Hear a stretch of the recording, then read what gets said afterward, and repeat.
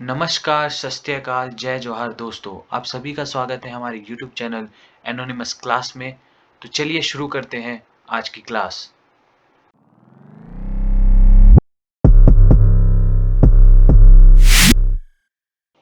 तो आज का हमारा पहला प्रश्न है, एनएमडीसी का फुल फॉर्म क्या है? एनएमडीसी का फुल फॉर्म क्या है? ऑप्शन में जाते हैं।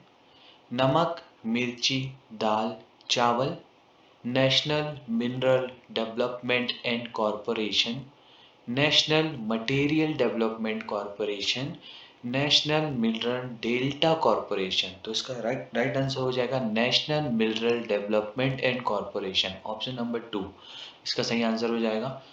अगले क्वेश्चन की ओर चलते हैं। एनएमडीसी का मुख्यालय कहाँ स्थित है? ऑप्शन देखते हैं। किरंदुल, बचेली, दंतेवाड़ा, हैदराबाद। तो दोस्तों एनएमडीसी का जो मुख्यालय है वो हैदराबाद पे है, तो इसका राइट आंसर हो जाएगा हैदराबाद। अगले प्रश्न की ओर चलते हैं। एनएमडीसी की स्थापना किस सन में हुई? ऑप्शन 1958, 1968, 1977, 1988। दोस्तों इसका सही आंसर हो जाएगा 1958। एनएमडीसी की स्थापना सन 1958 में हुई। अगले प्रश्न की ओर चलते हैं।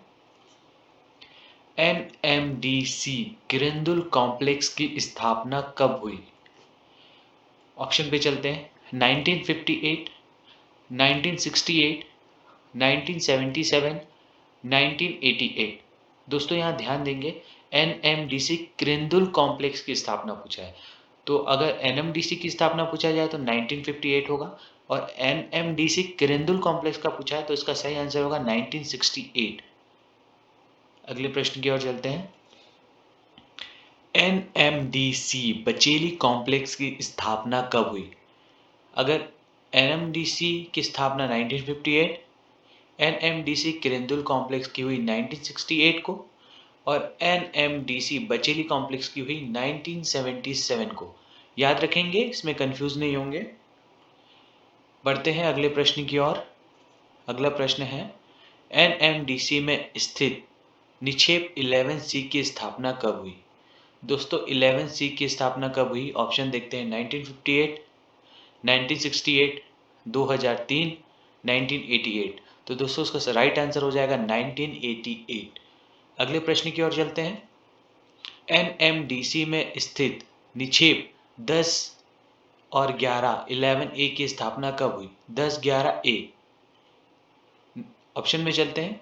1958, 1968, 2003, 1988। दोस्तों उसका राइट आंसर हो जाएगा 2003। अगले प्रश्न की ओर चलते हैं। बेलाडीला को डैश भंडार कहा जाता है? ये मोस्ट इंपॉर्टेंट हो सकता है।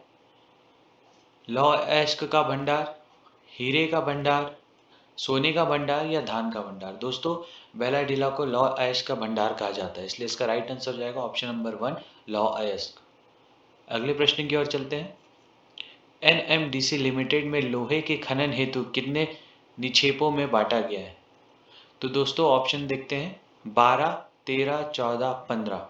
तो दोस्तों इसका राइट आंसर हो जाएगा 14। लोहे के खनन हेतु एनएमडीसी लिमिटेड ने 14 निक्षेपों में बांटा गया है। अगले प्रश्न की ओर चलते हैं। के रेल मार्ग कितने किलोमीटर लंबा है? ऑप्शन 520, 525, 425 या 380। दोस्तों इसका राइट आंसर हो जाएगा 525 किलोमीटर लंबा है। अगले प्रश्न की ओर चलते हैं। के रेल लाइन का पूरा नाम क्या है? के का फुल फॉर्म पूछा है ना। ऑप्शन देखते हैं। किरंदुल से कोत्सावलिया, किरंदुल से कर्नाटक, केदारनाथ से किरंदुल, किरंदुल से कोलकाता। तो दोस्तों इसका राइट आंसर हो जाएगा ऑप्शन नंबर 1 किरंदुल से कोत्सावलिया। ओके, तो अगले प्रश्न की ओर चलते हैं। वर्तमान में एनएमडीसी किरंदुल के ईडी एग्जीक्यूटिव डायरेक्टर कौन है? ईडी पूछा है ना किरंदुल कॉम्प्लेक्स के।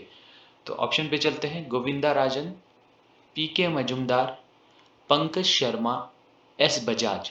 तो दोस्तों इसका राइट आंसर हो जाएगा वर्तमान में गोविंदा राजन जी जो है वो किरंदुल कॉम्प्लेक्स के ईडी हैं। अगले प्रश्न की ओर चलते हैं। वर्तमान में एनएमडीसी बचेली कॉम्प्लेक्स के जीएम चीफ जनरल मैनेजर कौन है? ऑप्शन देखते हैं। गोविंदा राजन, पीके मजुमदार, पंकज शर्मा, एस बजाज। दोस्तों इसका राइट आंसर हो जाएगा पीके मजुमदार जी अभी वर्तमान में हमारे Bacheli complex NMDC Bacheli complex के जनरल मैनेजर हैं। अगले प्रश्न की ओर चलते हैं। राजा बंगला बेलाडेला की पहाड़ियों में कौन से निक्षेप में स्थित है? दोस्तों इंपॉर्टेंट हो सकता है। ऑप्शन देखते हैं। निक्षेप 3, निक्षेप 4, निक्षेप 5, निक्षेप 10। दोस्तों इसका राइट आंसर हो जाएगा ऑप्शन नंबर 2, निक्षेप 4। अगले प्रश्न की ओर चलते हैं। एनएमडीसी से निकले लौह अयस्क का निर्यात कहाँ होता है? दोस्तों अगर आप एनएमडीसी की तैयारी कर रहे हैं तो ये आपको जरूर पता होना चाहिए कि यहाँ से निकला हुआ लोहा कहाँ निर्यात किया जाता है। ऑप्शन है चाइना, दूसरा है जापान, तीसरा है रशिया, चौथा है अमेरिका। तो दोस्तों इसका राइट आंसर होगा जापान। एनएमडीसी बचेली किरंदुल से जो भी लौह अयस्क निकले जाते हैं उसे जापान भेजा जाता है। तो दोस्तों आज के लिए बस इतना ही। अगर वीडियो अच्छा लगा तो लाइक शेयर सब्सक्राइब जरूर करें। धन्यवाद।